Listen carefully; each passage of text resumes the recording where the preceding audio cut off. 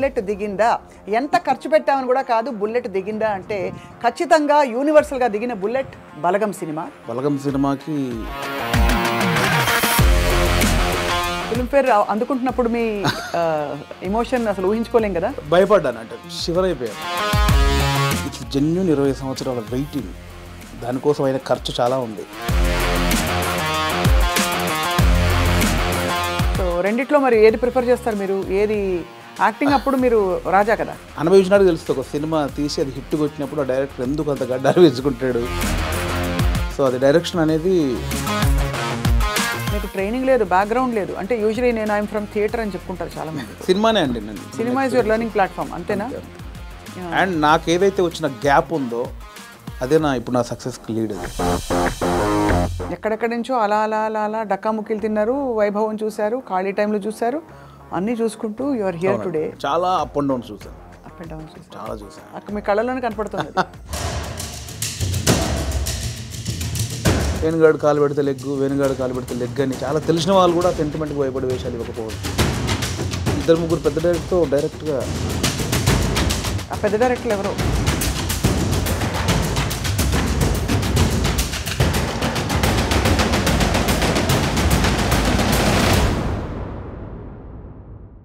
Hello and welcome to this candid conversation exclusively on iDream. ఎప్పుడొచ్చావని కాదు, bullet దిగిందా, ఎంత ఖర్చు పెట్టామని కూడా కాదు, బుల్లెట్ దిగిందా అంటే ఖచ్చితంగా యూనివర్సల్గా దిగిన bullet Balagam cinema.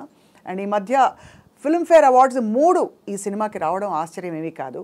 So I have with మీ అందరికీ సుపరిచిత నటులు and the one and only Balagam fame, Balagam director, Jabardasth fame వేణుగారు. వేణుగారు నమస్కారం. నమస్తే అండి. Very happy to see you. మిమ్మల్ని తరమి చూస్తే కూడా ఒక హ్యాపీనెస్ అవుతుంది ఇప్పుడు కూడా. థ్యాంక్ యూ అండి. నాకు కూడా ఆఫ్టర్ లాంగ్ టైం నేను మళ్ళీ ఒక ఇంటర్వ్యూకి వచ్చాను. అంటే చాలామంది అడుగుతున్నారు కానీ అండి బలగం చాలా చేసాము, మళ్ళీ నెక్స్ట్ అనౌన్స్మెంట్ తర్వాత మళ్ళీ స్టార్ట్ చేద్దాం అన్నాను. మధ్యలో ఫిల్మ్ఫేర్, ఆ ఫిల్మ్ఫేర్ తర్వాత ఫస్ట్ స్వప్న గారు అనగానే ఎస్ అన్నాను నేను. నాకు తెలిసిన ప్రముఖుల జాబితా చాలా పెద్దది, కంగ్రాచులేషన్స్. అండ్ వాళ్ళందరూ పెద్దవాళ్ళు. మీ సినిమాని మీరు లేనప్పుడు మెచ్చుకున్నారు. సంగీతం శ్రీనివాస్ గారు ఇటీవల చెప్పారు. అలా మీకు డైరెక్ట్గా అందిన కాంప్లిమెంట్ వేణుగారు? బోలెడండి. అంటే మళ్ళీ బలగం గురించి మాట్లాడితే ఆడియన్స్ బోర్ ఉండొచ్చేమో.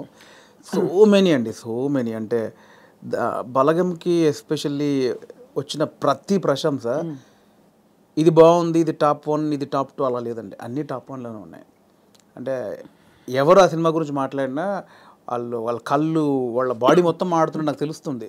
ఆ ఎగ్జైట్మెంట్ తెలిసిపోద్ది కదండి. అంటే కంగ్రాచులేషన్స్ హిట్ కొట్టావు వేరు, దాని గురించి ఎక్స్ప్లెయిన్ చేయడానికి మన మాటలు లేవని వాళ్ళ బాడీలోనే షివరింగ్ నేను చాలా చూసాను. సో బలగం సినిమాకి లెక్కలేనని ఉన్నాయి, నాకు ఇది ఒక్కటే అని చెప్పలేనని ఉన్నాయి. ఫిల్మ్ఫేర్ అందుకుంటున్నప్పుడు మీ ఎమోషన్ అసలు ఊహించుకోలేం కదా. భయపడ్డాను, అంటే షివర్ అయిపోయాను. అంటే బలగం రిలీజ్ అయిన 1.5 year తర్వాత జరిగిన ప్రోగ్రామ్కి లోపల ఏదో చిన్న షివర్ అయిపోతున్నాను. బేసికలీ ఇది నిజమా కాదా అంటే కాన్ఫిడెన్స్ అంటే డెఫినెట్లీ కొడతామని ఉంది. దానికి బిఫోర్ ప్రజెంటేషన్స్ అన్నీ చూస్తుంటే అది ఒకటే బ్యాలెన్స్ ఉంది, డెఫినెట్లీ వస్తుంది అని ఒక ఉన్నా కూడా అనౌన్స్ చేసిన తర్వాత స్టేజ్ మీదకి వెళ్ళేటప్పుడు కూడా చిన్న షివరింగ్ అయ్యి వచ్చేసినాయి. ఎందుకంటే సీరియస్గా ఒక కెరియర్ స్టార్ట్ అయిన దగ్గర నుంచి లైక్ 2000 నుంచి నేను ఇండస్ట్రీలో ఉన్నాను. యాక్టర్ని 2003-4 ఆ టైంలో అయ్యాను. అవును. అప్పటి నుంచి ఒక పెద్ద స్టేజ్ మీద ఒక అవార్డు తీసుకోవాలి, అదే యాక్టర్గా, అప్పుడు యాక్టర్నే కాబట్టి యాక్టర్గా తీసుకోవాలని ఉంది. నా ఫస్ట్ మూవీకి సంతోషం అవార్డు నాకు ఇచ్చారండి. దాని తర్వాత మళ్ళీ 20 సంవత్సరాలు పట్టింది. 2023లో జై సినిమా అనేది యాక్టర్గా కమిట్ అయ్యాను. 24లో రిలీజ్ అయింది.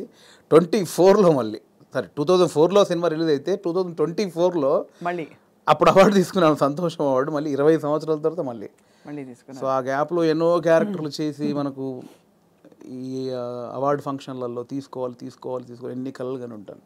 అందుకే ఆ రోజు స్టేజ్ మీద కూడా చెప్పేశాను, ఓపెన్గా చెప్పేశాను, ఎన్ని నిద్రలేని రాత్రులు, ఎన్ని సిగరెట్ డబ్బాలు, ఎన్ని మందు బాటిళ్ళు, ఎన్ని ఆశలు. అది ఎవరో కాదు, ఇట్స్ జెన్యూన్ 20 సంవత్సరాల వెయిటింగ్, దానికోసం అయిన ఖర్చు చాలా ఉంది. అందుకే ఆ స్టేజ్ మీద నాకు చెప్పాలనిపించింది. అది చెడు కావచ్చు, మంచి కావచ్చు, నేను ఎంత వేదన పడ్డాను అంటే నా అవార్డు కోసం కదా, ఒక సక్సెస్ ఏదో ఒకటి ప్రూవ్ చేసుకోవాలి, ఇండస్ట్రీ అంతా ఒక్కసారి నన్ను చూడాలి. దానికోసం రెగ్యులర్గా అంత ఆరోగ్యం పాడైపోయింది. అంటే అది ఆరోగ్యం పాడవడం అనరు, బట్ నా జెన్యూన్ ఫీలింగ్ అది. అది ఎన్ని రాత్రులు, ఎన్ని డిస్కషన్లు, ఇవన్నీ జరిగాయి కాబట్టి అదంతా ఇంత సాలిడ్గా మళ్ళీ ఒక ఫిలింఫేర్లో ఒక ఇయర్కి బెస్ట్ డైరెక్టర్, బెస్ట్ మూవీ, అది టాప్ నాచ్ అవార్డ్స్ అవి. అందుకనే ఇప్పుడు ఇంకా మీ లీగ్ మారిపోయింది. ఇంకా వీళ్ళ వేణుగారు గుర్తుపడతారా లేదా అనుకున్నాం మీ అందరం. అదేం లేదండి, బలగం వేనే ఎప్పుడు కమెడియన్ వేనే. అంతేనా? ఇంక 20 సంవత్సరాలతో కూడా నన్ను కమెడియన్ వేన్గా చూడవచ్చు, నాకు అది ఇష్టం బాగా. కానీ మీకు చాలా స్ట్రాంగ్ ప్రెజెన్స్ అండి యాజ్ అన్ యాక్టర్, కమెడియన్ కూడా. ఆ తెర మీద కొద్దిసేపు వచ్చినా కూడా ఒక్కసారి అంటే కొంతమందికి ఆ లగ్జరీ ఉంటుంది. సో రెండిట్లో మరి ఏది ప్రిఫర్ చేస్తారు మీరు? ఏది యాక్టింగ్ అప్పుడు మీరు రాజా కదా. డెఫినెట్లీ డైరెక్టర్ అనేది ఒక చిన్న పాయింట్ ఎక్కడో తగులుద్ది కదండి. ఏ డైరెక్టర్ ఒక చిన్న పాయింట్ ఎక్కడో ఫ్రెండ్స్ చిట్చాట్లోనో లేదా నిద్రలోనో ఏదో డ్రైవింగ్ చేస్తున్నప్పుడు సంబంధం లేని టైంలో ఒక చిన్న ఫ్లాష్ అవుతుంది ఏదో, ఏ రైటర్కైనా ఇది బాగుందే అని. ఇప్పుడు స్వప్న గారు ఉన్నారు నాకు పరిచయం. స్వప్న గారు నాకు పొద్దున ఇలా సరదాగా అనిపించింది, ఎలా ఉంది అంటే స్వప్న గారు ఒక రియాక్షన్ ఉంటుంది, ఏ భలే అని. ఆ ఒక్క చిన్న ఐడియాకి ఇంకొకటి సపోర్ట్. ఇది ఒక 10 మంది ఒక 100 మంది దగ్గరికి వెళ్ళేసరికి ఇది పాయింట్గా చేయొచ్చు. అక్కడ నుంచి పేపర్ ఒక కథ రెడీ అవుతూ ఉంటుంది. అక్కడ నుంచి ఒక ప్రొడక్షన్ దగ్గరికి వెళ్ళిన బడ్జెట్లు, గోల, ఇవన్నీ రైటింగ్, సాంగ్స్ ఇవన్నీ జరిగి స్క్రీన్ మీదకి వెళ్ళేసరికి ఒక రూపం వస్తూ ఉంటుంది. దాని తర్వాత మనకి ఎడిటింగ్లో ఒక ప్రాపర్, దాని తర్వాత ఆర్ఆర్, దాని తర్వాత మిక్సింగ్, అంటే ఎక్కడో ఒక చిన్న పాయింట్ కళ్ళ ముందు అలా రూపాంతరం చెంది. అంటే లైక్ బేబీ అండి, ఒక బేబీని కడుపులో పడ్డప్పటి నుంచి బయటకు వచ్చేదాకా తెలియదు. అవును, అంత ఉంటుందండి డైరెక్షన్. సో ఇది ఎప్పటికైనా ఇది గోల్డెన్. అంటే అనుభవించినాడు తెలుస్తుంది. ఒక సినిమా తీసి అది హిట్ కొట్టినప్పుడు ఆ డైరెక్టర్ ఎందుకు అంత గడ్డాలు వేసుకుంటాడు, ఎందుకంత ఎగ్జైట్ అవుతాడంటే నాకు అనుభవించాక తెలిసింది దాని కష్టం. అంటే ఒక 5 years దాని వెనకాల నేను పడ్డ జర్నీ అంతా నాకు తెలుసు కాబట్టి. సో అది డైరెక్షన్ అనేది చాలా గొప్ప విషయం అండి. గొప్ప విషయం, ఒక గొప్ప ఫుల్ఫిల్మెంట్ మీకు. అంతే, అంటే కంప్లీట్ ఒక థాట్ దగ్గర నుంచి ఎండ్ వరకు మనమే చూస్తాం దాన్ని. అవును. అండ్ యాక్టింగ్ అనేది అది కూడా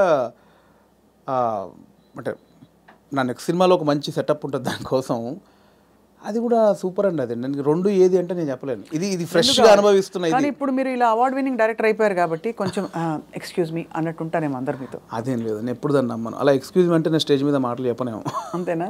అయితే ఇప్పుడు యాక్టింగ్ ఆఫర్స్ వచ్చినా వస్తాయి, కంటిన్యూ చేస్తాయి? చాలా వస్తున్నాయి. బట్ నా రెండో సినిమా మీద అంటే ఇప్పుడు నాకు బలగం ద్వారా మీరే చూశారు, చాలా రెస్పాన్సిబిలిటీ వచ్చింది. అవును, దాంతో భయం వేస్తోంది. అంటే ఇంతమంది డెఫినెట్లీ నన్ను ఆశీర్వదించిన వాళ్ళందరూ మళ్ళీ నా సినిమా చూస్తాను, వాళ్ళని సాటిస్ఫై చేయాలి అనేది బాధ్యత, భయం ఎక్కువైపోయింది నాకు ఇప్పుడు బేసిక్గా.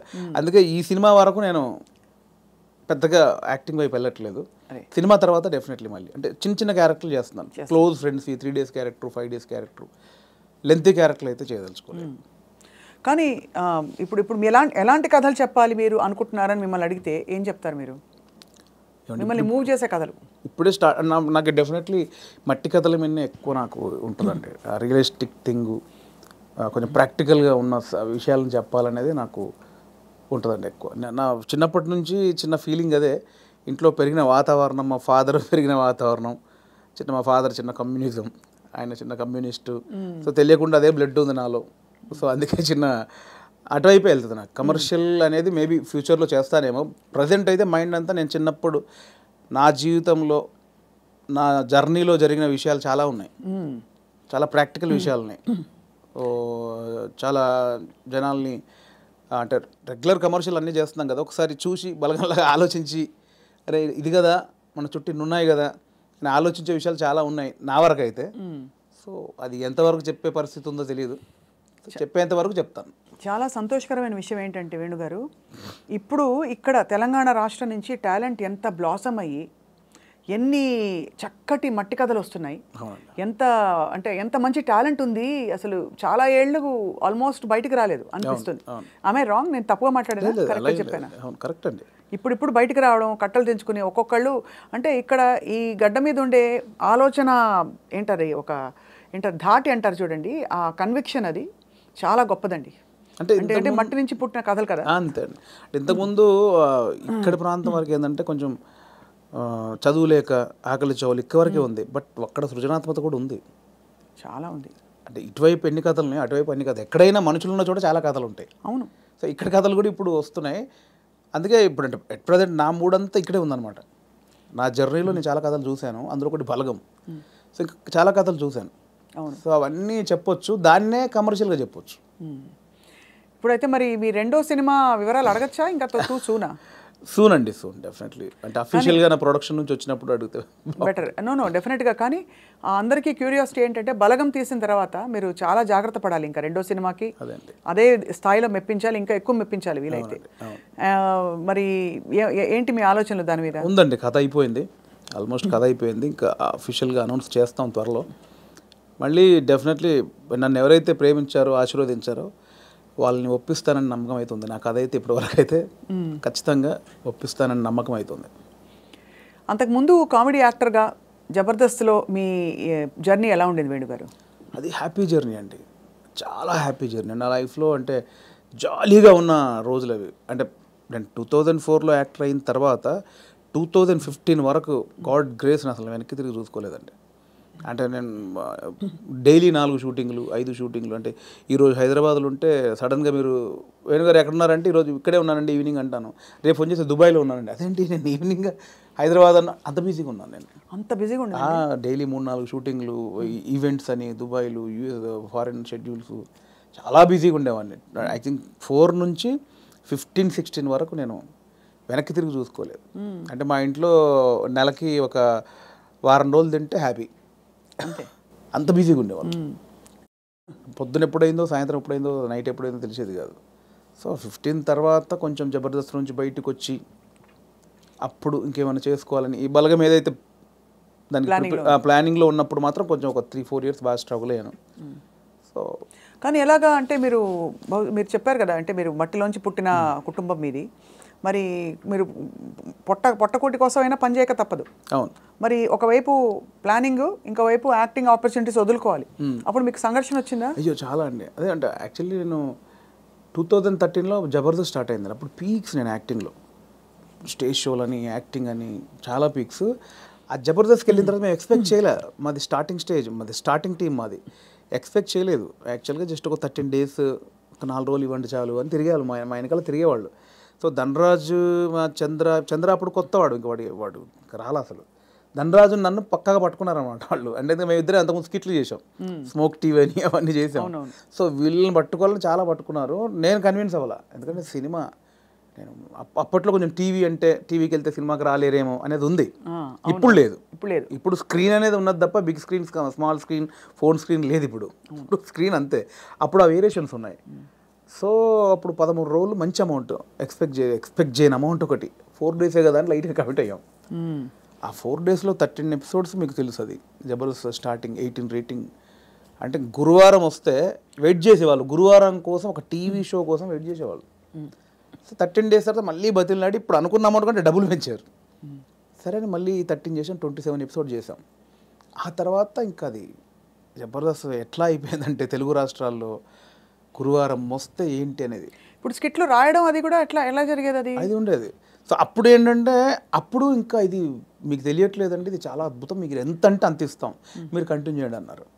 అప్పుడు నేను ఏంటంటే నాకు సినిమా అనేది, నేను సినిమా కోసం వచ్చాను, ఇది చాలా బాగుంది, చాలా డబ్బులు ఇస్తున్నారు, ఇంటింటికి గడప గడప వెళ్ళాం, రీచ్ అయ్యాం, ఇంత డబ్బులు వస్తున్నాయి, అటు షోలు, రెమ్యునరేషన్ అన్నీ వస్తున్నాయి, కానీ నాకు సంబంధించింది పోతుంది. అవును, నేను సినిమా అనుకున్నాను, దీనికోసం రాలేదు, ఇటు పోతే నా సినిమాకు దూరం అవుతాను, దీని నుంచి బయటకు వచ్చాను నేను. అబ్బా చాలా పెద్ద ఇదండి, మామూలుగా సెటిల్ అయిపోతాం మనం, పైసలు వస్తున్నాయి కదా ఎందుకు బై నీకు అందుకని బయటికి వెళ్ళాము. బయటికి వెళ్ళాక 1.5 year తర్వాత ఇది రైజ్ అయిపోయింది. అంటే ఇంటర్నెట్ ఫ్రీ అయిపోయి ప్రతి ఒక్కరికి సెల్ ఫోన్ చేతిలోకి వచ్చేసి ఇది వైరల్ అయిపోయింది.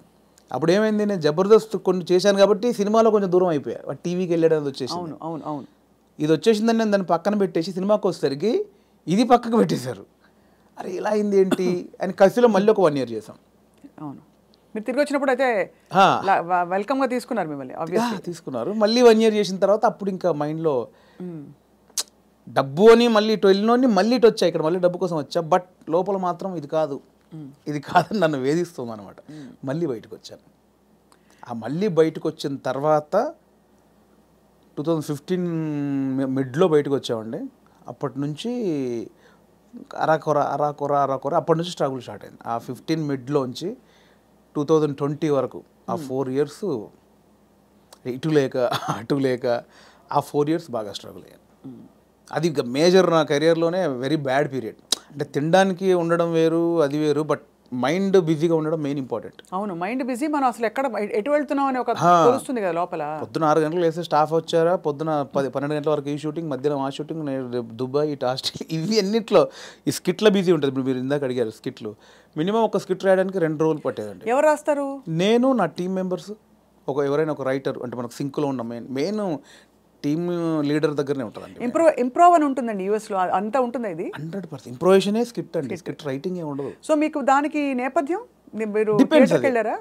థియేటర్కి వెళ్ళారా? థియేటర్ ఏం లేదండి నాకు. థియేటర్ ఎక్స్పీరియన్స్ లేదు, జస్ట్ మీరు చూసి నేర్చుకున్నవి అంతే ఇవన్నీ. అంతే. ఎందుకంటే ఇప్పుడు బాడీ మనం లాంగ్వేజ్, కూర్చున్నామండి, టైమింగ్. ఇప్పుడు పాయింట్ ఎట్లా వస్తే మనం కూర్చున్నాము, లేట్ అవుతుంది, ఈ లేట్ అయిన గ్యాప్లో ఏం చేద్దాం అని ఒక థాట్, ఏం చేయొచ్చు అని కూర్చొని మాట్లాడుకోవడం. అలా మాట్లాడుకుంటే ఏదో జోకులు వస్తూ ఉంటాయి. ఓ బంచ్ ఆఫ్ జోక్స్ వచ్చాక అసలు దీనికి ఏంటి కంటెంట్ ఏంటి, కథ ఏంటి, ఓ ఇలా వచ్చాడు, ఓ మిడ్లో గొడవ జరిగింది, లాస్ట్లో ఆ గొడవ పడి సారీ చెప్పాడు, ఓ స్టార్ట్, ఓ మిడ్, ఎండ్, ఏం చేయొచ్చు దీనికి, అలా కూర్చి స్కిట్ రాయడమే. అలా టీం అంతా రాయడం, ఆలోచన ఎక్కడైనా పాయింట్ వస్తుంటుంది. అది టైమింగ్ ఎడిటింగ్లో అసలు అంటే మా టైంలో అయితే ఎడిటింగ్ సెన్స్ లేకుండానే దింపేసేవాళ్ళం అండి. నింపేశారు. ఇప్పుడు ఎలా ఉందో నాకు తెలియదు. నా ధనరాజు కానీ, నేను కానీ, అప్పుడు రాఘవ్ గారు కానీ, చంద్ర కానీ, అంటే అప్పుడు ఇప్పుడంటే పాపం వాళ్ళు జబర్దస్త్ వాళ్ళకి ఇప్పుడు వాళ్ళకి ఏమైందంటే కొన్ని వేల పాయింట్లు టచ్ చేశారండి. అవును, ఎన్ని స్కిట్లు అయి ఉంటాయి, కొన్ని వేల స్కిట్లు అయి ఉంటాయి, వేల పాయింట్లు టచ్ చేశారు. ఇంకేం చేయాలో అర్థం కాక వాళ్ళకి. అవును. అప్పుడు మేము కొత్త కాబట్టి మాకు అన్ని కొత్తయే, ఆల్ పాయింట్స్. ఇప్పుడు అత్తా కోడళ్ళు ఓ 100 పాయింట్లు ఉంటాయి, అప్పుడు మాకు అవన్నీ కొత్త. ఇప్పుడు అత్తా కోడలు చేయమంటే ఏది చేసినా కూడా ఆల్రెడీ చేసినట్టే ఉంటుంది. సో అట్లా మాకు చాలా పాయింట్స్ దొరికేవి. ఇప్పుడు చంద్ర మొత్తం ఫ్యామిలీస్ మీదకి వెళ్ళిపోయేవాడు, నేను అన్నీ కొంచెం టిపికల్గా ఉండాలి అని నేను ఈ కొంచెం కొత్తగా ఏదో చేసేవాడిని. ధనరాజు ఇంకో, అట్లా ఎవరి కేటగిరీ వాళ్ళకు ఉండేది. సో అప్పుడు పోటాపోటీ బాగా చేసాము. సో ఆ 15 నుంచి బయటకు వచ్చాక అంత మంచి రెమ్యునరేషన్స్ కానీ, ఈవెంట్స్ కానీ, మీకు తెలిసి ఈవెంట్స్ ద్వారా మంచి ఆర్టిస్టులకు మంచి ఆదాయం ఉంటుంది, చాలా బాగుంటుంది. అదే కదా. సో అటు ఇటు మిస్ అయ్యి ఈ 15 నుంచి 20 వరకు నేను దాదాపు మీరు ఎక్స్పెక్ట్ చేయలేని అమౌంట్ మిస్ అయిపోయాను. సో ఆ లోపల అది ఉంటుంది, అది బాధ అనమాట, తిండికి బాధ కాదు. అనవసరంగా దాంట్లోంచి బయటకు వచ్చావు, ఇప్పుడు ఇంత పోయింది, ఇప్పుడు ఇది లేదు అది లేదు. ఇప్పుడు మన బతుకులకి నువ్వు వచ్చిన నేపథ్యానికి అది చాలా పెద్ద అమౌంట్. దాన్ని మిస్ అయిపోయామే, తప్పు చేసామా, ఒప్పు చేసామా, అనవసరంగా సినిమాని ఓ పెద్ద బిల్డప్ ఇచ్చుకొని బయటకు వచ్చావు, ఇక్కడ ఇది లేదు, అక్కడ అంతా సాలిడ్ అమౌంట్ మిస్ అయిపోయి ఏంట్రా తప్పు చేసామనే గిల్ట్ ఒకటి ఉంటుంది చూసారా, ఆ గిల్ట్ ఎక్కువ పోయిన అనమాట. అవును, లక్షల సంపాదన వదులుకోవడం అంటే ఈజీ విషయం కాదు. అండ్ ఇప్పుడు పొద్దున్న లేవగానే ఇంకొకటి అండి, ఒక బిజీ పర్సన్ మీరు ఉన్నారు స్వప్న గారు అంటే, మీరు ఇంకా మిమ్మల్ని కట్టేసినా కూడా మీరు ఆగలేరు, ఎందుకంటే మనకి అంత ఉంది, అంత పని చేసేవాళ్ళు పొద్దున్న లేవగానే మనం ఏం పని లేదంటే ఎలా ఉంటుంది. అదే బిగ్గెస్ట్ కామెడీ స్కిట్లా ఉంటుంది. అంతే, అది దానంత నరకం ఉండదు. పొద్దున్న లేవగానే ఆ స్కిట్, షూటింగ్, అట్ట ఇట్ట మైండ్ అలా పెట్టే మైండ్కి ఏమీ లేదంటే అది దానంత నరకం ఇంకోటి ఉండదు. అలా ఒక 3 సంవత్సరాలు ఫేస్ చేసిన తర్వాత ఆ ఫ్రస్ట్రేషన్లోంచి వచ్చిన ఐడియానే బలగం. అంటే ఇన్ని రాసాము, నేను చాలా సినిమాలకు, అంటే చాలా సినిమాలు కాదండి, నా ఫ్రెండ్స్ డైరెక్ట్ చేస్తా ఉంటే వాళ్ళకు నేను సబ్జెక్ట్లో కూర్చునేవాడిని, కామెడీ ట్రాక్స్ రాసి ఇచ్చేవాడిని. అండ్ సినిమాలో మేము కామెడీ సినిమా షూటింగ్ చేస్తూ ఉంటే ఏదైనా మనం ఇంప్రూవ్ చేసిన పంచ్ ఉంటుంది, అది స్క్రీన్లో చూస్తే పేలింది అంటే నాకు ఆలోచించే ఉంది. ఇప్పుడు స్కిట్లు నేను ఆల్మోస్ట్ ఒక 100 స్కిట్లు రాసా, వర్కౌట్ అయినా చాలా, అంటే నా ఆలోచన నుంచి పుట్టినాయి కదా. సో నాకు నేను ఎందుకు చేసుకోకూడదు, అంటే ఇప్పుడు ఒక అవకాశం ఒకరు ఇస్తారు, డెఫినెట్లీ అందరు ఇస్తేనే ఇక్కడ దాకా వచ్చాను. బట్ ఇప్పుడు ఇంత మనకు ఒక నాలెడ్జ్ వచ్చిన తర్వాత కూడా వెయిట్ చేయడం ఎందుకు అనేది ఆ 3 సంవత్సరాలు వచ్చిన ఇది. అక్కడ సరే నేనే హీరోగా చేసుకుందాం, నేనే రాసుకుందాం, నాకు ఒక కథ రాసుకుందాం, నన్నే ఇలా ప్రజెంట్ చేసుకుంటే దాన్ని చూసి వేషాలు వస్తాయి మళ్ళీ అనే దాంట్లో నేనే ఒక పాయింట్ అనుకుందామని స్టార్ట్ చేసిన జర్నీ. ఒక 3-4 పాయింట్లు అనుకొని అవన్నీ రెగ్యులర్గా ఉన్నాయి. ఇలా అయితే నన్ను ఎందుకు చూస్తారు, చాలామంది అలా వస్తున్నారు కదా, నన్ను చూడాలంటే మళ్ళీ నేను కొంచెం బ్యాక్వర్డ్ అయి ఉన్నాను, ఇప్పుడు నన్ను కొత్తగా చూడాలి, కంప్లీట్ ఆపోజిట్గా చూడాలి, అది ఏం చేయొచ్చు, చాలా సాహసోపేతమైన అది. అలా ఏం చేయొచ్చు అన్న పుట్టినప్పుడు థాటే ఒక చావులో ఎలా ఉంటుంది అంటే, నేను మా నాన్న జరిగిపోయినప్పుడు ఉన్న సిచ్యువేషన్స్ అన్నీ ఫనీగా చూసాను. ముందు ఎమోషన్ కాదు, అది ముందు ఫనీగా చూశాను. అంటే ఇప్పుడు తెలంగాణలో ఏంటంటే చేదునూరు అని ఉంటుంది, అంటే చుట్టం చూపు వాడు వచ్చినప్పుడు వాళ్ళని ఓదార్చిన తర్వాత చేదునూరు అనేది ఉంటుంది. అంటే ఇంత మందు తీసుకొచ్చి, ఇంత చికెన్ మటన్ తీసుకొచ్చి నా వంతుగా నీకు ఒక భరోసా ఇచ్చి, నీ బాధని తొలగించి ఈ వచ్చిన వాళ్ళు ఇస్తారు. అంటే ఆచారం ఏంటంటే అండి, ఇప్పుడు నేనున్నాను, నాకు ఒక మా ఇంట్లో చేదు జరిగింది, ఎవరో చనిపోయి చేదు జరిగింది, మా బావనో మా మామయ్యను బావ మరిది ఎవడు ఆడొచ్చి నన్ను ఓదార్చి సరే బాబా జరిగిపోయిందని ఈ బాధను దూరం చేయాలి. నాకు ఏదైతే ఆ మిస్సింగ్ ఫీల్ ఉందో దాన్ని దూరం చేయగలని ఏం చేయాలి, ఇంత మందో బిందో తీసుకొచ్చి కాసేపు 2 గంటలు సపోర్ట్ ఉండి కడుపు నిండా తినబెట్టి ఏం కాదులే నేను ఉన్నానులే అని ఆ సపోర్ట్ ఇచ్చే వెళ్ళే విధానం అనమాట అది. కరెక్ట్. అవును. సో అదొక ఆచారంగా వచ్చింది. చేదు నోరు అంటాం. ఇప్పుడు పెద్ద ఫ్యామిలీ అనుకోండి, ఇప్పుడు ఇప్పుడు ఇప్పుడు ఇప్పుడు బాంబేలో ఉంటారు ఒకరు బావంట ఆయన, అక్కడ 10 మంది చుట్టాలు ఉన్నారు, ఇక్కడ చనిపోయింది కంపల్సరీ రావాలి, వస్తారు, ఈ ప్రక్రియ కూడా చేయాలి. ఇప్పుడు 10 మంది 10 రోజులు ఉండలేరుగా, 2 రోజులు చేసి వెళ్ళిపోవాలి. అవును. సో 10 మందిది వీడు తాగాలి, నేను తాగాలి, తినాలి. తాగాల్సిందేనా అంటే బాంబే నుంచి వచ్చాడండి పాపం, మా బావకి ఇలా జరిగిందని ఏదో ఆయన తృప్తికి చేసే, నేను ఒక ముక్కనాన్న తినకపోతే ఆడేమనుకుంటాడు, ఫీల్ అవుతాడు కాబట్టి చేయాలి, కంపల్సరీ. సో ఈ ప్రాసెస్ మా నాన్న జరిగింది అనమాట. మాది పెద్ద కుటుంబం. మా అమ్మకి నేను 9వ వాడిని, మా పెదనాన్నలు 6, మా మేనత్తలు 3. సో మా ప్రతి పెదనాన్నకి ఫ్యామిలీ మినిమం 10 మంది, 7 మంది, 8 మంది, వాళ్ళందరూ వచ్చి 200 మంది మా కజిన్స్ ఉంటారు, అన్నయ్యలు, వదినలు, వాళ్ళ పిల్లలు అందరూ వచ్చేసి ఏమైపోయిందంటే ఆ 11 రోజులు మా నాన్నది చనిపోయిన నెక్స్ట్ డే నుంచి మార్నింగ్ ఒక సెటప్, 11 o'clock ఒక సెటప్, 1 o'clock తప్పదు. దీనిలో ఏం జరుగుద్ది, ఇప్పుడు నేనున్నాను, మీరు వచ్చారు, రాగానే సరే బావ ఇలా జరిగిందంటే సరే కూర్చో తాగదు అంటే కాదు కదా, మీరు అడుగుతారు ఎలా జరిగింది బావ ఏంటి అంటే నేను చెప్పాలి, నేను ఇలా ఉన్నట్టు నాన్న చూస్తూ అని ఏడవాలి. ఓకే అయిపోయింది. ఇప్పుడు 12 o'clock ఇంకోటి వచ్చాడు, వాడికి కూడా సేమ్ ఏడవాలిగా.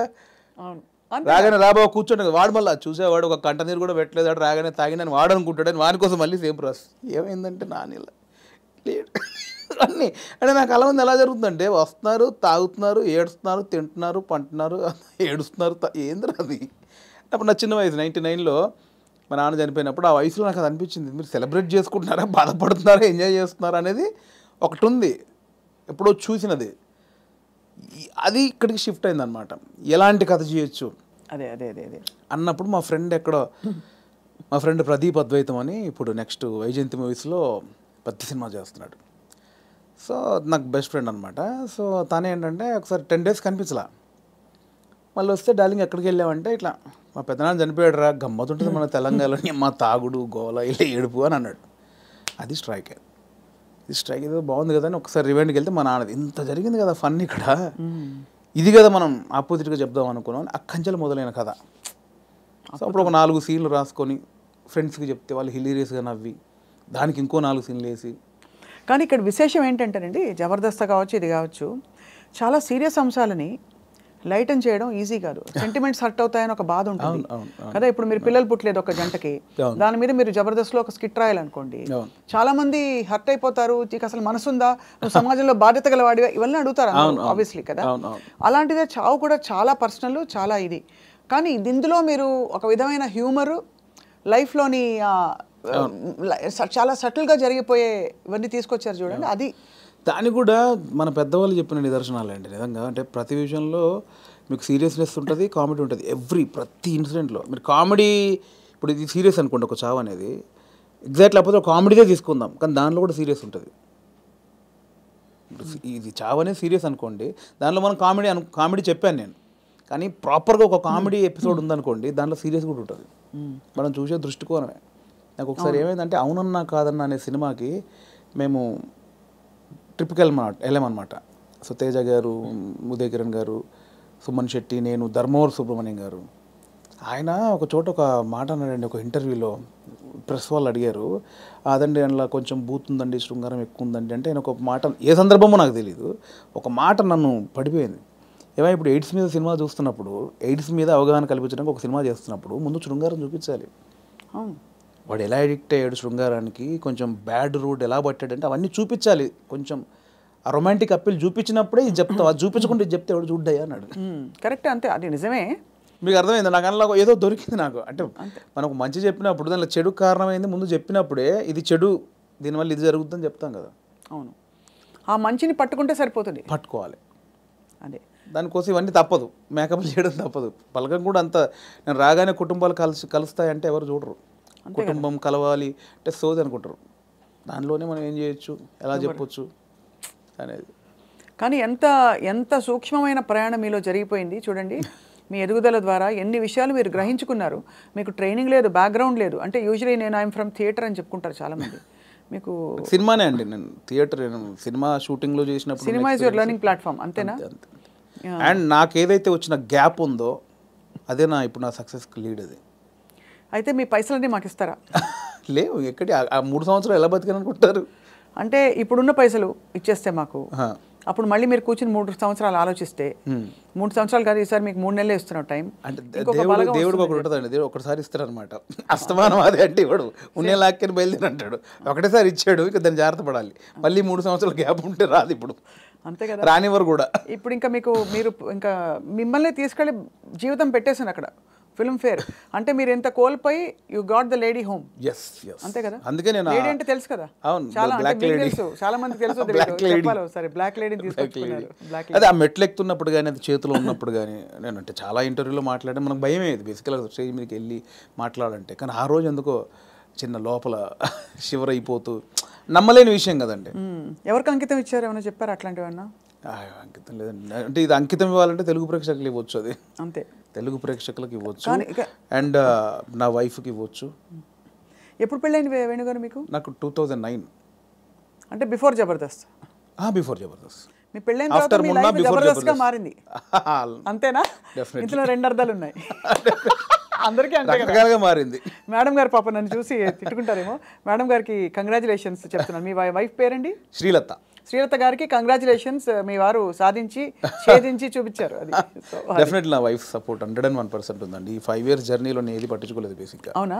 ఏది పట్టించుకోలేదు ఇన్ సెన్స్ అంటే డబ్బు ఉండగానే అన్ని కాదు. ఇది ఒక్కటి కట్ చేసి మేము thumbnail పెడితే ఏముంటుంది? మా వైఫ్ నన్ను ఈ 5 ఏళ్లలో అస్సలు పట్టించుకోలేదు. మీరు ఏదైనా పెట్టొచ్చండి, నేను అడిగింది మీరు పెట్టరు, నేను వద్దన్నది మీరు ఆపరు. జోక్ నాకు అంటే మిమ్మల్ని చూస్తే మా అందరికీ జబర్దస్త్ స్ఫూర్తి వచ్చేస్తుంది అనమాట. నా వైఫ్ సపోర్ట్ 100% ఉంది. తను నాకు ఎక్కువ బర్డెన్ ఇవ్వలేదు, పిల్లల విషయంలో కానీ ఫ్యామిలీ విషయంలో కానీ నన్ను అర్థం చేసుకుంది పాపం. చాలా అవసరం కదండి ఎందుకంటే ఏ సినిమాలు అంటావేంటి, ఉద్యోగం చేసుకోక అని అనే వైఫ్స్ ఉంటారు, లేదు వచ్చే పని చేసుకోవచ్చు కదా అని అనేవాళ్ళు ఉంటారు. అంటే ఈ మ్యూజిక్ సినిమా ఫీల్డ్ మీకు తెలుసు, నిద్ర పట్టదండి బేసిక్గా. 11 అవుద్ది, 12 అవుద్ది, సినిమాలు చూస్తూ ఉంటాం, కళ్ళు స్ట్రెయిన్ అయిపోతుంటాయి, ఆల్బెడ్ మీద పడుకుంటాం, అలా అయిపోతాయి కళ్ళు. అలా ఏదో మనకు పోలీసులు టార్చర్ చేసి అలా పెడతారు చూడండి, ఇప్పుడు పీపుల్స్ ఎన్కౌంటర్ సంథింగ్ సినిమాలో అలా పెడతారు, అలా అయిపోతాయండి. పట్టదు నిద్ర. అంటే ఎలా ఇది ఎట్లా ఏం చేయాలి, ఇది ఓకే అవుద్దా కాదా, నెక్స్ట్ పాయింట్కి వెళ్దామా కానీ మళ్ళీ కూర్చుంటాం, మళ్ళీ ఏదో సినిమా పెడతాం, మళ్ళీ ఏదో చేస్తాం, అవ్వదు. అలా 5-6 అయిపోతాయి. అట్లేదండి, మళ్ళీ సినిమా చూద్దాం, దొరకవు సినిమాలు, దొరకవు. అవును, సరే మనకు సంబంధించిన సినిమా ఎంతసేపు చూస్తావురా, ఎంతసేపు నీ నెక్స్ట్ కథకు కొంచెం నవ్వుకోవడానికి ఒక సినిమా చూస్తాం, ఏదో పెడతాం, ఇది కాదు మళ్ళీ అది పెడతాం, ఇది కాదు ఇంకోటి ఏదో వెబ్ సిరీస్, ఇది కాదు బుక్ పడతాం. అంటే నాకు తెలిసి ఇప్పుడు అనుభవిస్తుంది కదండి, మేబీ 2-3 సినిమాలు చేసిన తర్వాత మైండ్ సెట్ అయిద్దేమో మేబీ. దీన్ని అంటే వర్కే లైఫే అనేది నాకు తెలిసి కొంచెం ఎక్స్పీరియన్స్ తర్వాత నాకు అలవాటు అవుతాం. ఇప్పుడేమో ఎంతసేపు ఇంత ప్రేమించారు, ఇంత గౌరవించారు, మంచిది చెప్పాలి, చెప్పకపోతే గౌరవం పోద్దేమో. నువ్వు జెన్యూన్ ఫీలింగే, బట్ అంటే మీరు హ్యాండిల్ చేయాలి కదండి.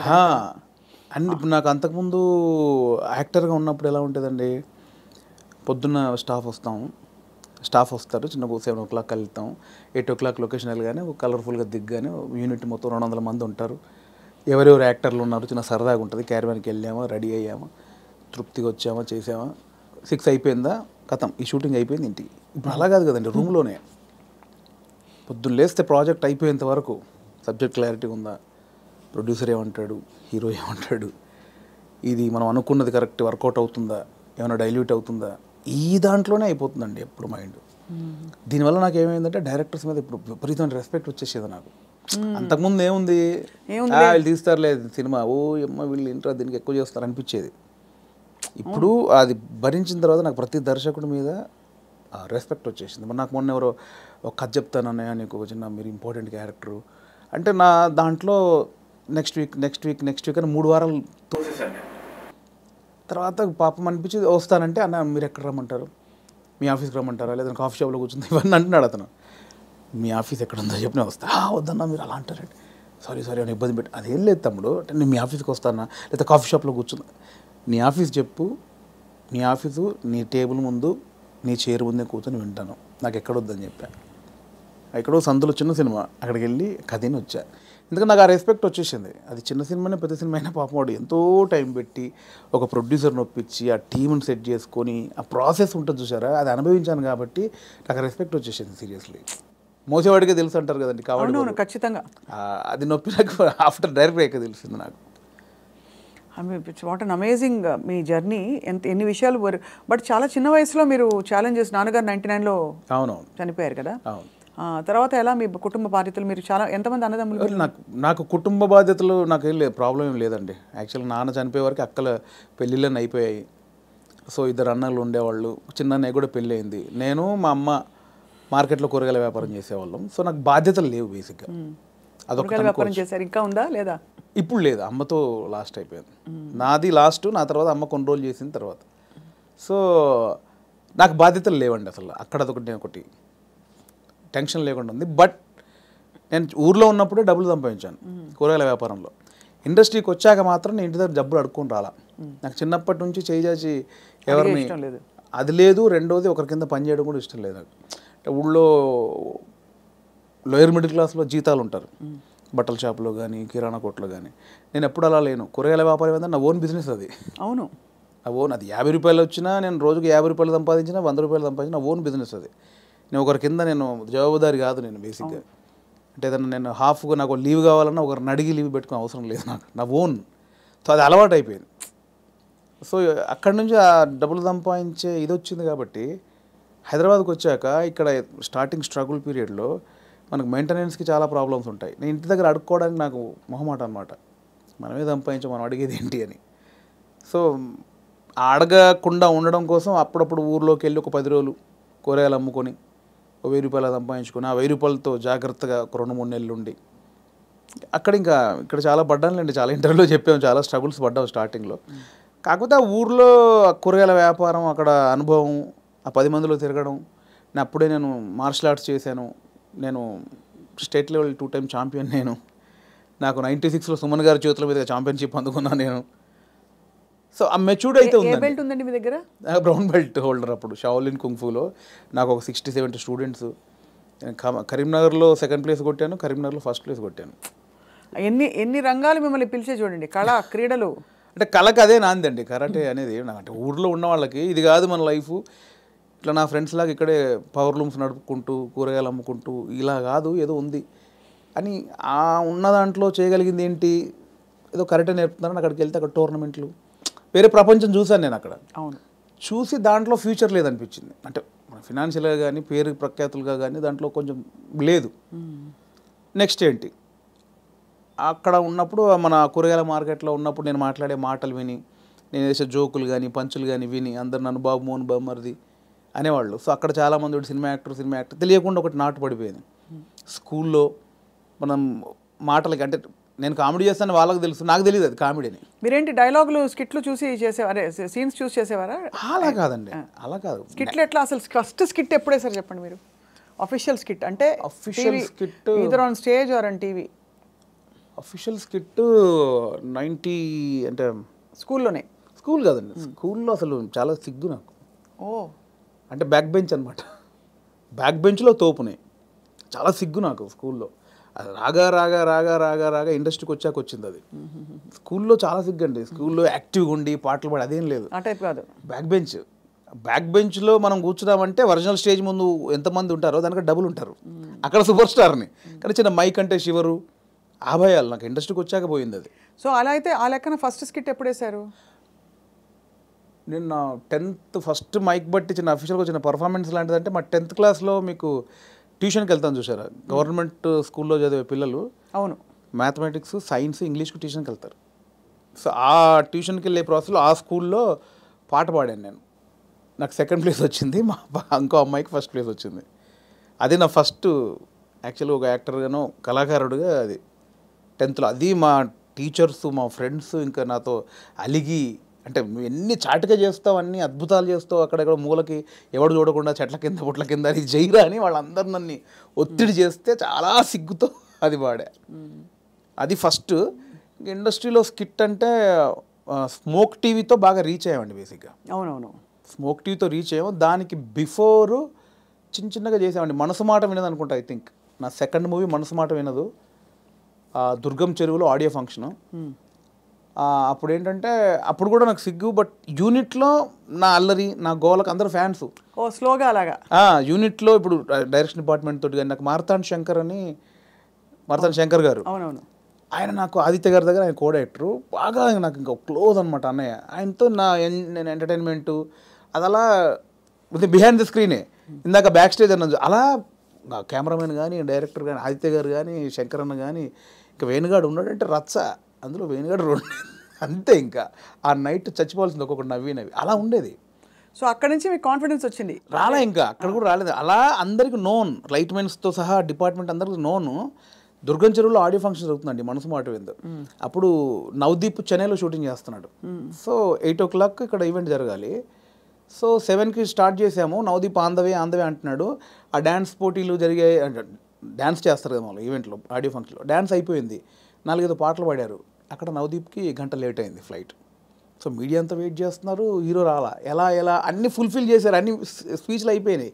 ఇంకా ఒక అరగంట పడుతుంది ఆందవే అంటే టక్మని నాతో పాటు వెంకీ ఉన్నాడు, పొట్టే వెంకీ. వాడు కొంచెం యాక్టివ్, వాడికి స్టేజ్ యాక్టివ్, నాది బ్యాక్ బెంచ్ యాక్టివ్ అంటే వాడు స్టేజ్ మీద యాక్టివ్. వాడు ఏంటంటే కాన్ఫిడెంట్గా అందులో ఉన్నది ఇంత అయిన టాపిక్ కాన్ఫిడెంట్గా చెప్తాడు. నా దగ్గర ఇంత ఉంటుంది, కాన్ఫిడెంట్ ఉంటుంది, ఇంత చెప్తా అనమాట. వాడు ఎక్కేసాడు, వాడు ఎక్కువ 15 నిమిషాలు ఊపేసాడు. ఇంకా నవదీప్ ఇంకొక 20 నిమిషాలు సబ్జెక్ట్ కొంచెం, కానీ దాన్ని కాన్ఫిడెన్స్ లెవెల్ ఎక్కువ తనకి, అంటే ఇంత ఉన్నదాన్ని ఇంత కాన్ఫిడెంట్గా చెప్పగలడు. సో వాడు 20 minutes చేశాడు. ఇంకా నవదీప్ 20 నిమిషాలు రావాలి. ఎలా అన్నప్పుడు నాకు తెలియకుండా అనౌన్స్ చేశారు, ఇప్పుడు వేణు మిమ్మల్ని 20 నిమిషాలు ఎంటర్టైన్ చేస్తాడని. వాళ్ళు అనౌన్స్ చేయగానే మా యూనిట్ వాళ్ళు ఉంటారు కదా, అని ఒక స్టార్కి ఎట్లా అప్లాజ్ వస్తుందో అలా అరిచేశారు. అట్లా మొదలైంది. ఎవర్రా మీరు అడిగింది, నాకు షివరు, ఎవర్రా నన్నలా. వీళ్ళు ఈ అప్లాజ్ వచ్చేసరికి కూర్చున్న వాళ్ళకి ఎలా ఉంటుంది, బోయిడోడ తోపు వస్తున్నాడని అనౌన్స్ చేశారు. రావే అంటే నేను ఎక్కడో చీకట్లో కూర్చొని నన్ను ఎందుకు పిలిచాను, నేను స్టేజ్ అంటే దేనికి ఎక్కాలి, ఎక్కువ అన్నారు. ఇంకా అది ఫస్ట్ నాది పర్ఫార్మెన్స్ యాక్చువల్గా. అలా షివర్ అవుతూ చేయి ఎంత నవ్విస్తావు కదా చేయి అంటే, బ్యాక్ స్టేజ్ నవ్వించేది వేరు, ఆ టాపిక్లు వేరు, ఆ సబ్జెక్టులు వేరు. స్టేజ్ మీద ఎలా అని ఇంకా తక్కువ చేసి మనకి ఆడిషన్లో యాక్టర్గా ఆడిషన్ చేసేటప్పుడు చేసిన కొన్ని ఐటమ్స్, కొన్ని జోకుల్ని అలా ఒక్కొక్కటి చేస్తూ ఉంటే అప్లాజు, దాంతో ఒక 25 నిమిషాలు 30 నిమిషాలు సోలోగా ఎంటర్టైన్ చేశాను. ఈ లోపు నవదీప్ వచ్చాడు. అది ఫస్ట్ పర్ఫార్మెన్స్ ఇండస్ట్రీలో. సో అలా మీకు కాన్ఫిడెన్స్ వచ్చి చూడండి ఎక్కడి నుంచి మీరు ఎక్కడికి వచ్చేసరి వాళ్ళ ఫిల్మ్ఫేర్ అవార్డు అందుకుని. అవునండి, ఒక అద్భుతమైన జర్నీలో. ఇప్పుడు నెక్స్ట్ ఏంటని ఇంకా ప్లాన్ చేస్తున్నారు మైండ్? ఎవరు చేశారు ఇదంతా అంటారు? దేవుడా, మీరేనా? మీ రాత మీరే రాసుకున్నారా, దేవుడు రాశాడు? దేవుడు నమ్ముతారా? డెఫినెట్లీ నమ్ముతానండి, కొద్దిగా నమ్ముతాను. అంటే గాలిలో దీపం పెట్టి దేవుడా అయితే అన్ను, దేవుడు అంటే నమ్ముతాను. అంటే మీరు చేసేవి చేస్తూ దేవుడా అంటారు. అంతే. నాకు ఇప్పుడు ఒక చిన్న సపోర్ట్ ఉందని ఫీల్. నేను హనుమాన్ భక్తుడు, నేను ఆయన ఉన్నాడని ఒక నమ్మకం ఉంటుంది. సో అలాగే ఆయన ఉన్నాడని ఏం చేయకుండా కూర్చోను, ఏం చేసినా ఆయన ఉన్నాడు, చూసుకుంటాడు, స్ట్రాంగ్ వెళ్ళొచ్చు, మావాడు ఉన్నాడు కదా. ఇప్పుడే నాకు హనుమంతుడు వారు చెవిలో చెప్పారండి, బలగం 2లో నేనే కదా. డెఫినెట్లీ ఆ సబ్జెక్ట్ ఎవరు కోరుకుంటే వాళ్ళే ఉంటారు. డెడికేషన్ పెట్టారన్నమాట. లేదండి, అంతే. ఆ సబ్జెక్ట్లో స్వప్న గారు అవసరం ఉందనుకుంటే మీరు ఎక్కడున్నా మీ దగ్గరకు వచ్చి అది వచ్చి అలా అంతే. నో, బట్ యాక్చువల్లీ సీరియస్గా ఎంత ప్రౌడ్ ఫీల్ అవ్వాలండి మీరు. అంటే మీరు జస్ట్ మీ అడుగులు మీరు వెతుక్కుంటూ ఎక్కడెక్కడి నుంచో అలా డక్కాముక్కీలు తిన్నారు, వైభవం చూశారు, ఖాళీ టైంలో చూశారు, అన్నీ చూసుకుంటూ యు ఆర్ హియర్ టుడే. చాలా అప్ అండ్ డౌన్ చూశాను, చాలా చూసాను. అక్కడ మీ కళ్ళలోనే కనపడుతుంది. అంటే నేను 200 సినిమాలు చేశానండి, ఆల్మోస్ట్ 220 సినిమాలు చేశాను యాక్టర్గా. కమర్షియల్ హిట్లు నాకు రాలేదు. అంటే సాలిడ్ క్యారెక్టర్ చేసిన సినిమానేమో ఫ్లాప్ అవ్వడం, ఏదో ఒక చిన్న అర సీన్ ఉన్నది బ్లాక్ బస్టర్ హిట్ అవ్వడం. సినిమాల్లో ఒక సక్సెస్ఫుల్ సినిమాలో ఒక మంచి క్యారెక్టర్ పడితే తెలియకుండా సినిమాలు వచ్చేస్తాయి. నేను మంచి క్యారెక్టర్లు చేసిన ఏవి వర్కౌట్ అవ్వాలి. సో యాక్టర్గా వేణుకు చాలా మంచి టైమింగ్ ఉందని రాజమౌళి గారి దగ్గర నుంచి, సుకుమార్ గారి దగ్గర నుంచి, పెద్ద వాళ్ళందరూ, త్రివిక్రమ్ గారు, వినాయక్ గారు, పూరి జగన్నాథ్ గారు, మా గురుగారు తేజ గారు, అందరూ. కానీ ఒక కమర్షియల్ బ్రేక్ పడినప్పుడు వాళ్ళు ఎవరేం చేయగలరు. ఇప్పుడు నేను బలగం సినిమా చేశాను, నాకు తెలిసిన యాక్టర్లు ఎవరిని పెట్టుకోలేకపోయారు. ఎందుకంటే ఆ సినిమా ఎవరిని కోరుకుంటుందో వారినే తీసుకుంటారు. ఎవరైనా అంతే కదండి, అటు బాగా చేస్తున్నాడని అందరూ తీసుకొని పెట్టుకుంటే అవ్వదు, ఇది బిజినెస్. నేనే పెట్టుకోలేకపోయాను కదా. సో అది రాలేదనే వేదన చాలా ఉండేదండి నాకు. అంటే నా బిఫోర్ వచ్చిన వాళ్ళందరూ సూపర్ స్టార్లు ఎదిగిపోతున్నారు, మనకు ఒక కమర్షియల్ హిట్ లేని కారణంగా అన్నీ చేయగలిగి హిట్లేని కారణంగా వెనకబడిపోయామని ఒక ఆవేదన ఒకటి ఉంటుంది. అది చాలా పెయిన్ఫుల్. ఆ మధ్యలో వేణుగాడి లెగ్గు అని ఒక ఆ టైంలో అంటే చాలా సినిమాలు మంచి క్యారెక్టర్లు పోయేసరికి తెలియకుండా ఎవడో అని వేణుగాడు కాలు పెడితే లెగ్గు, వేణుగాడు కాలు పెడితే లెగ్ అని చాలా తెలిసిన వాళ్ళు కూడా సెంటిమెంట్కి భయపడి వేషాలు ఇవ్వకపోవడం, దేవా చూసారా, ఇలా చాలా పెయిన్ఫుల్ జర్నీలు జరిగాయి. దారుణం అండి అసలు మాట అంటాం. బాధేస్తుంది కదా. డబ్బులు చాలా పెద్ద 2-3 పెద్ద డైరెక్టర్తో డైరెక్ట్గా కొంచెం విభేదించాను కూడా. అట్లా చాలా జరిగాయి. సో నేను కాదు కదా ఇప్పుడు మొన్న ఇప్పుడు టిల్లు అంటారు నన్ను, నేను నిలబడ్డాను కదా, అంతే కదా, నా ట్రాక్ తప్పు చేయలేదు కదా, ఇంకోటి నాకు ఎందుకు వేస్తారు అట్లా. అదొక చాలా పెయిన్ఫుల్ ఉండేది. ఆ పెద్ద డైరెక్టర్లు ఎవరో అందరూ సహకరించిన వాళ్ళు అందరు నిమిత్త మాత్రమే అండి. నేను ఇక్కడ దాకా వచ్చిన తర్వాత నేను ఎవరిని అంటే ఇప్పుడు అర్థమవుతుంది మీకు దేని వెనకాల ఏ రీజన్ ఉందని ఇప్పుడు అర్థం చేస్తుంది. మీరు డైరెక్టర్ అయ్యారు కాబట్టి. నేను చెప్పాను కదా ఇప్పుడు నా సినిమాకి నా చిత్రం శ్రీను దగ్గర నేను 1.5 year టచ్ బాయ్గా పనిచేశాను, చాలామందికి తెలుసు. అతనికి నేను వేషం ఇవ్వలేకపోయాను. ఇప్పుడు మా తాగబోతు రమేష్ ఇప్పుడు నాతో మాట్లాడడానికి ఇప్పటికి కోపమానికి రచ్చరవి క్యారెక్టర్ నేను చేయలేనా అని ఇప్పటికీ నా మీద కోపం 100 సార్లు తిట్టుంటాడు. నేనంటే ఇప్పుడు నన్ను గొంతు పిసికి చంపేస్తాను వాడు. రచ్చరవి క్యారెక్టర్ నేను చేయలేనా, నాకు తెలంగాణ రాదా అని. కానీ నాకు అదే డైరెక్టర్గా నాకు ఆ క్యారెక్టర్లో రవే కనిపించాడు, రమేష్ కనిపించలే. ఇక్కడ టాలెంట్ బేరీజ్ వేయడం కాదు, నాకు వాడైతే సెట్ అవుతుంది అనిపిస్తోంది. అట్లా నా దగ్గర ఎంతున్నా కూడా పెద్ద డైరెక్టర్లు అందరూ నాకు వేషం లేదంటే ఆ సినిమాకు వాళ్ళకి 100 బాధలు ఉంటే నాకు ఇప్పుడు తెలిసి వచ్చింది. అంతకుముందు తిట్టుకొని ఉన్నాను, బట్ ఇప్పుడు నాకు తెలిసి వచ్చింది ఏ సినిమాకి ఆ సినిమా బాధలు ఉంటాయి. సో అంతకుముందు తిట్టుకున్న దర్శకులందరూ నేను మనస్ఫూర్తిగా సారీ చెప్పుకున్నా ఎప్పుడో, ఇప్పుడు అంతే ఇందువల్ల మీరు మాకు ఇవ్వలేదా అని. ఎందుకంటే ఇప్పుడు నాకు తెలుస్తుంది కదండి, ఇప్పుడు నన్ను వచ్చి నాకు ఎందుకు రమేష్ నేను సమాధానం చెప్పలేకపోతున్నాను ఇప్పుడు. అంతేగా, అంతే తెలిసి వచ్చింది, మీరు అన్నది కరెక్ట్. మీకు తెలిసి వచ్చిందంటే అర్థమైంది ఇప్పుడు. సో బట్ డెఫినెట్గా మీరు ఐ థింక్ మీరు మంచి సినిమాలు మంచి కథలు చెప్తారని అందరికీ కాన్ఫిడెన్స్ వచ్చేసింది. మొన్నే సంగీతం శ్రీనివాసరావు గారు కూడా మెచ్చుకోవడం మిమ్మల్ని, అలాగే చాలామంది అంటే పరోక్షంగా మిమ్మల్ని మెచ్చుకున్న విషయాలు కూడా చాలా ఉన్నాయి. బలగం సినిమా ఒక బెంచ్ మార్క్ అయిపోయింది వాళ్ళ ఇండస్ట్రీలో.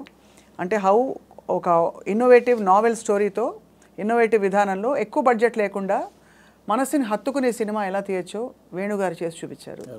దానికి గాను మీకు ఫిల్మ్ఫేర్ అవార్డుతో పాటు మా అందరి తరఫు నుంచి thank you so much for opening the doors. చాలామంది మీలాగా ఇప్పుడు ఔత్సాహికులు గివప్ చేయకుండా ఖచ్చితంగా మీలాగా ప్రయత్నించుకుంటూ వాళ్ళ దారి వెతుక్కుని ఇండస్ట్రీ ఎంత పెద్దదో ఎంత సముద్రమో ప్రూవ్ చేసి చూపించారు వేణుగారు. Thank you so much. Congratulations once again. Thank you. And మీ ఇంటికి ప్రతి కిటికీలో మేము వచ్చి ఇలా కనపడుతూ ఉంటాం అనమాట అప్పుడప్పుడు. అంటే వెతుకుంటుంటే మీరు అలా రైటర్ అలా రాసుకుంటూ ఉంటారు కదా, అప్పుడు మేము వచ్చి ఇలా అలా అంతసేపు అలా ఏమి రాసుకోవడాలు ఉండవండి. అంతేనా? అంతసేపు రాసుకోవడాలు ఏమి ఉండవు. ఆ రాసిన తర్వాత అది ఎప్పుడు జరుగుద్దని చూసుకోవడాలు ఉంటాయి తప్ప అవి ఉండవు. అది అంతా ఒక సెటప్ అయిపోతే దాని ప్రాసెసింగే టైం ఎప్పుడైనా. ఎక్కువ గ్యాప్ లేకుండా నెక్స్ట్ సినిమా ప్లాన్ చేసేయండి వేణు గారు. షూర్ అండి. Thank you so much. Thank you.